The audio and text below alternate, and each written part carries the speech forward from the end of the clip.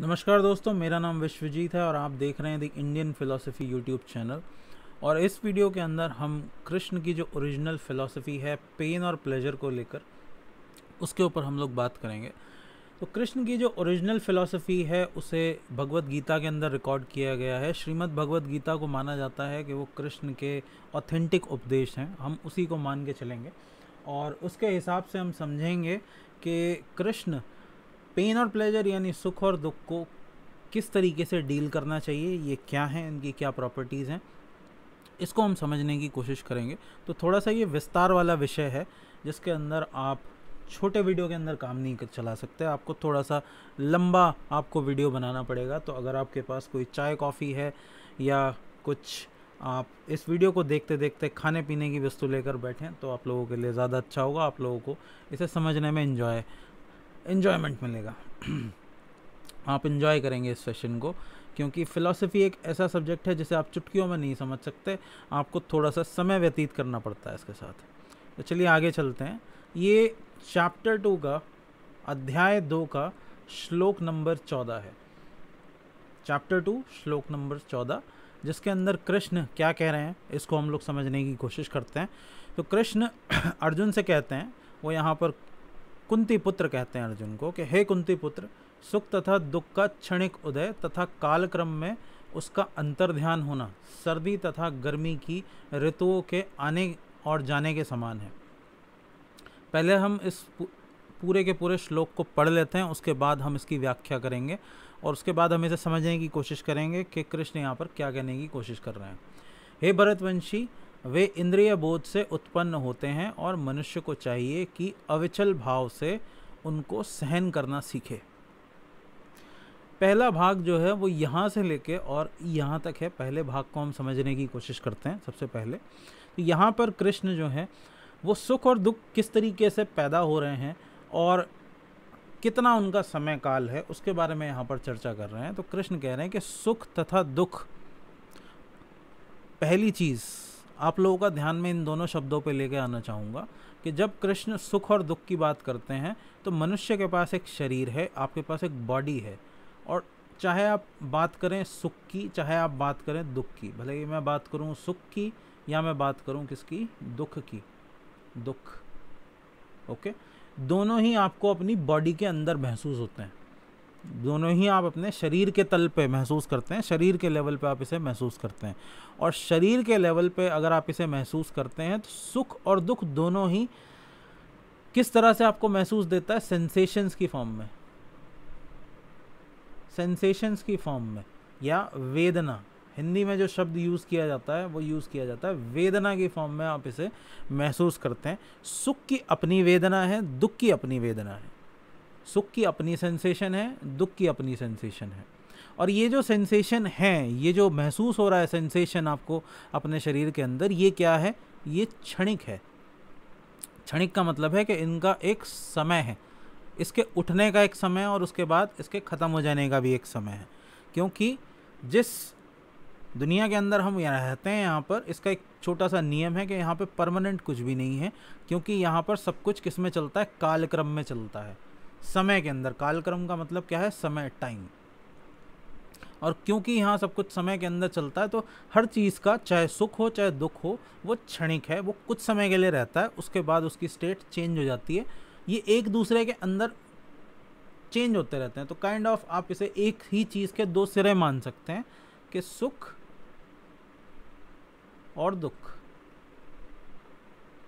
तो सुख जो है वो दुख के अंदर चेंज होता रहता है, दुख जो है वो फिर से सुख बन जाता है। इसका छोटा सा मैं आपको उदाहरण देता हूँ कि फॉर एग्ज़ाम्पल आपको खाने में कोई चीज़ पसंद है, फॉर एग्ज़ाम्पल आप पराठे खाना बहुत पसंद करते हैं, ओके, आपको बहुत भूख लगी है, आपने कहा कि मुझे पराठे खाने हैं, पराठे आपके लिए बना दिए जाते हैं, लेकिन भूख में आप इतने ज़्यादा पराठे खा जाते हैं कि आपको ध्यान ही नहीं रहता, आपने ज़रूरत से ज़्यादा पराठे खा लिए, उसके बाद आपका पेट ख़राब हो गया, तो वही पराठे खाने का जो सुख था वो दुख बन जाता है। फिर आप उस पराठे से छुटकारा पाने की कोशिश करते हैं, दवाई खाते हैं, अपने पेट को सही करते हैं, फिर से वो दुख सुख में बदल जाता है, और फिर से आप क्या करने की कोशिश करते हैं, फिर आप उस सुख को भोगने की कोशिश करते हैं। तो ये एक चक्र की तरह है। सुख दुख में बदल जाता है, दुख फिर से सुख में बदल जाता है, और ये ऐसे ही घूमता रहता है।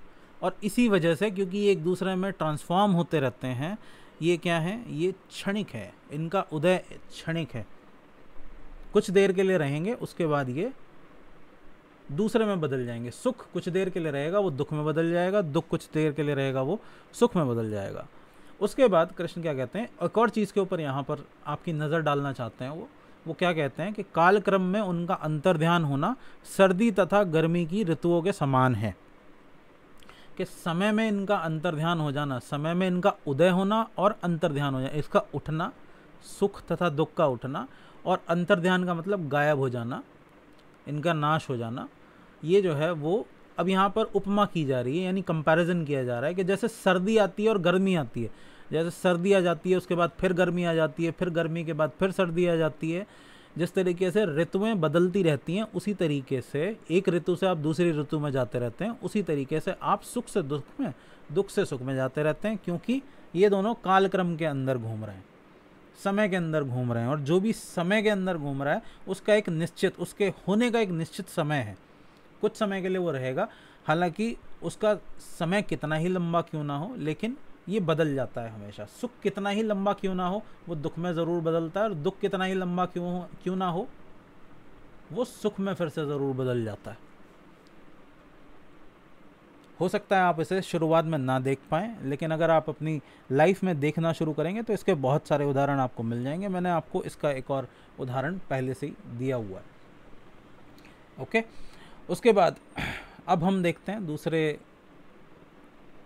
अंश की चर्चा करते हैं, जो सेकंड पार्ट है उसकी हम लोग यहाँ पर चर्चा करते हैं, उसको समझने की कोशिश करते हैं कि हे भरतवंशी, वे इंद्रिय बोध से उत्पन्न होते हैं और मनुष्य को चाहिए कि वह अविचल भाव से उसको सहन करना सीखे।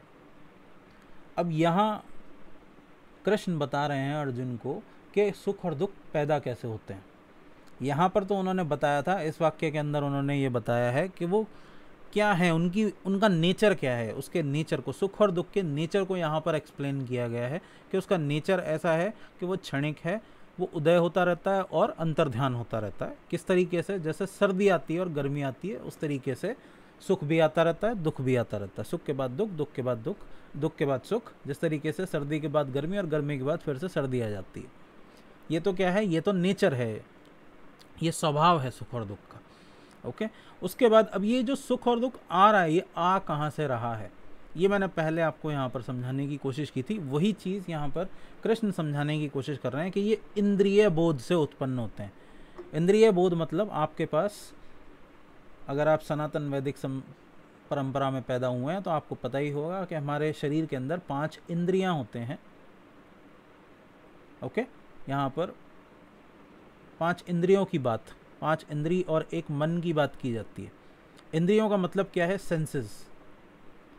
सेंसेस, आपके पास 5 सेंसेस हैं, आपके पास नाक है, आँख है, कान है, जिह्वा है, जीभ है और त्वचा है। इसके थ्रू आप क्या कर सकते हैं, आप 5 तरीके की सेंसेस, 5 तरीके की वेदना को अपने शरीर तक या अपने मन तक पहुंचा सकते हैं। ओके, तो ये इंद्रिय बोध से, जब इंद्रियां, आपकी जो सेंसेस हैं वो आउटर वर्ल्ड के कांटेक्ट में आती हैं, बाहर किसी चीज़ के कांटेक्ट में आती हैं, आंखें देखना शुरू करती हैं, नाक सूंघना शुरू करती है, जीभ टेस्ट करना शुरू कर देती है, तो आपको इंद्रिय बोध उत्पन्न होता है और उसके उत्पन्न होने से इस सुख और दुख की उत्पत्ति होती है। जैसे ही आप किसी चीज़ को छूते हैं या किसी चीज़ को देखते हैं, अगर आपको वो पसंद आती है, आपको वो अच्छी लगती है, या आपने कोई चीज़ खाई, आपको वो अच्छी लगी, तो आप कहते हैं ये जो इसका जो एहसास है वो कैसा है, सुखद है। अगर वो आपको अच्छी नहीं लगी, आपने कोई दृश्य देखा वो आपको अच्छा नहीं लगा, तो आप क्या बोलेंगे, ये दुखद है। किसी ने आपको मार दिया, आपकी त्वचा के ऊपर घाव पड़ गया, दर्द हो रहा है, तो आपको बोलेंगे कि ये क्या है, दुखद है। और ये सब पता किसकी वजह से चलता है आपको, ये सब आपको पता चलता है आपकी सेंसेस की वजह से। ये जो आपके शरीर में इंद्रियां लगी हुई हैं, सेंसेस लगी हुई हैं, उनकी वजह से। तो यहीं पर कृष्ण ये चीज़ बोल रहे हैं कि वे इंद्रिय बोध से उत्पन्न होते हैं, यानी सेंसेस की वजह से उत्पन्न होते हैं। और एक मनुष्य को क्या चाहिए कि वह अविचल भाव से, बिना विचलित हुए, बिना भावनाओं में, अविचल भाव मतलब सुख में बहुत सुखी नहीं होना है, दुख में बहुत दुखी नहीं होना है, एकदम से दुख में नहीं पड़ जाना, एकदम से सुख में पागल नहीं हो जाना है। इसको बोलते हैं अविचल भाव, कि ये जो हो रहा है वो क्यों हो रहा है। अविचल भाव जब आपके अंदर होगा, अविचल भाव का मतलब क्या है, एक स्थिर ज्ञान, जब आपके पास एक अनवेवरिंग इंटेलिजेंस होगी, सही वर्ड जो होगा वो होगा इंटेलिजेंस, अनवेवरिंग इंटेलिजेंस, जिसके लिए वर्ड यूज़ किया जाता है विवेक। क्या यूज़ किया जाता है? विवेक। जब आपके अंदर विवेक होगा तो आप ये देख पाएंगे कि ये इंद्रिय बोध की वजह से, इंद्रियों की वजह से, आपकी शरीर में जो सेंसेस लगी हुई हैं उसकी वजह से पैदा हो रहे हैं। और मनुष्य को क्या चाहिए कि ये आपको परेशान ना करें, ये आपको परेशान ना करें, तो आपको इसे अविचल भाव से, विवेक के साथ इसको सहन कीजिए। और कमाल की बात यह है कि आपके अंदर धीरे धीरे ये विवेक आना शुरू हो जाएगा अगर आप इसे प्रैक्टिस करना शुरू कर दें। ये एक तरह की साधना भी है। अगर आप सुख और दुख के क्षण में, जब आप बहुत ज़्यादा सुखी हैं या बहुत ज़्यादा दुखी हैं, तो आप इस चीज़ की तरफ अपने ध्यान को मोड़ें कि ये जो दुख है वो मुझे क्यों हो रहा है, या ये जो सुख है वो मैं क्यों महसूस कर पा रहा हूँ, तो आप इसे सहन करना सीख जाएंगे। और दुख को तो आदमी सहन कर लेता है, दुख को तो आदमी सहन कर लेता है, लेकिन जब आदमी बहुत ज़्यादा सुखी होता है तब उसे ये सवाल कभी भी नहीं उठता।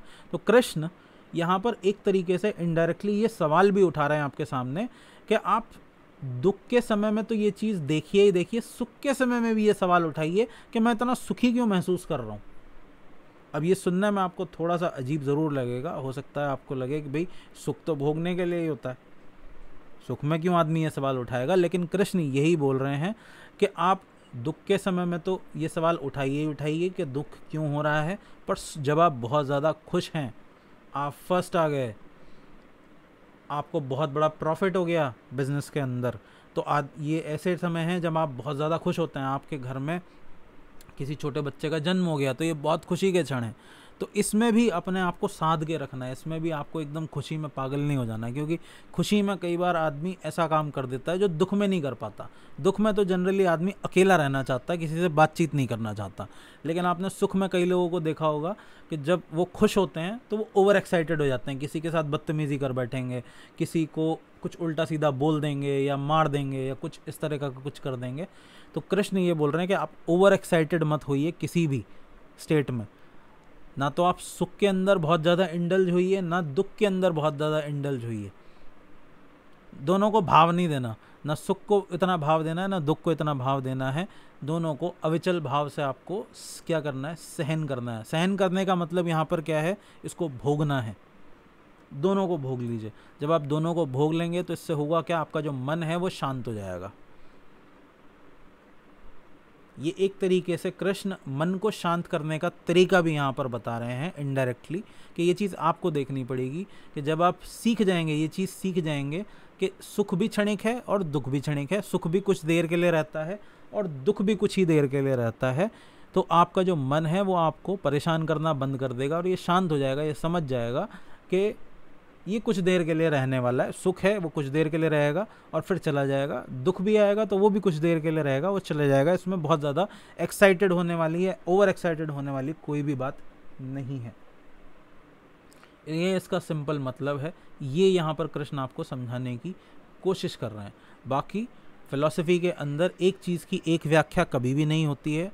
हम यहाँ पर एक विद्यार्थी की तरह, एक सीखने वाले एक स्टूडेंट की तरह यहाँ पर इसको समझने की कोशिश कर रहे हैं। तो आपका अगर कोई और विचार है तो वो आप नीचे कमेंट सेक्शन में लिखकर मुझे बता सकते हैं। अब इस वीडियो को मैं यहीं पर एंड करने वाला हूँ। अगर आप लोगों को वीडियो पसंद आई है तो वीडियो को लाइक कीजिए, औरों के साथ शेयर कीजिए और चैनल को सब्सक्राइब ज़रूर कीजिए, साथ ही साथ बेल आइकन को ज़रूर प्रेस कीजिएगा। हम आपके लिए इसी तरीके से इंडियन फ़िलॉसफ़ी की और वेस्टर्न फ़िलॉसफ़ी की जो रोचक बातें हैं वो आपके सामने लेकर आते रहेंगे और उसे डिस्कस करते रहेंगे। बाकी मैं चलता हूँ, मैं मिलूँगा आप लोगों से अगले वीडियो में। तब तक के लिए thank you so much for watching and I will see you next time. Bye bye.